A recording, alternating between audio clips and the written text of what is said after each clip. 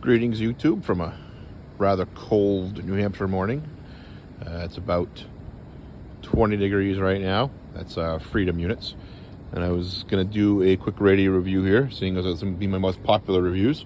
This time, not a radio that's going to require you to spend $3,000, but it's my Baofeng F8HP. I paid about $40 for this about a year ago, and I would be still thrilled with this radio if I paid $140 for it.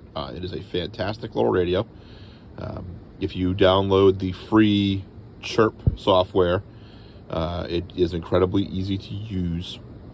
The reason why I decided to demonstrate this outside is one of the things most impressive to me about this radio is the battery. So I have owned this radio a year. I have charged it twice.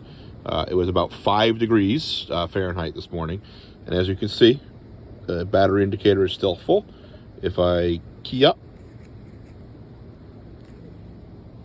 gotta find the button. If I key up, KB1 OBH calling. You see absolutely no loss of power. Again, last time I charged this radio was probably 3 months ago. It's been out here in the freezing cold. No loss of battery whatsoever. KB1 OBH clear, nothing heard. So I am clearly a amateur radio operator, and then because of my work, I'm authorized to operate on a myriad of public safety frequencies. And the one thing about this radio, and this is where people are going to get a little touchy with things, is that it is completely open. So if it will accept the programming, and it's within its frequency range, it will transmit on it.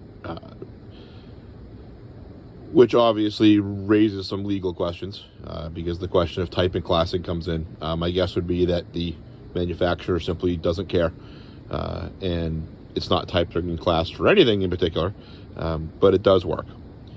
It is fairly easy to use.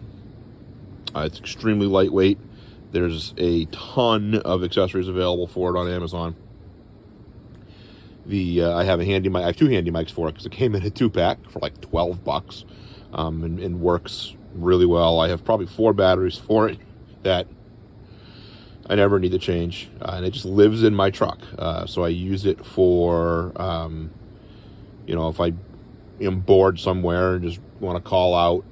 This particular model does not cover airband, which was a little bit disappointing to me because I've become a plane spotter. But it covers most of public safety, or all public safety, just not digital. And it has a dual watch, sort of. You do have to choose between it. But you can have, so it's not a true dual watch, obviously, but for $40. So that's really all I got on this radio. It's very basic, but it does exactly what you want a radio to do, and it's $40. And so my thought on this radio was, this is the one that I have in my truck, or that I throw in my bag there if I'm going into the woods, and if I drop the thing, it's $40 versus my $300 Yasu or ICOM, or whichever one I choose that day. I would be a little disappointed if I lost this, but it would probably be cheaper than whatever I have for dinner that day.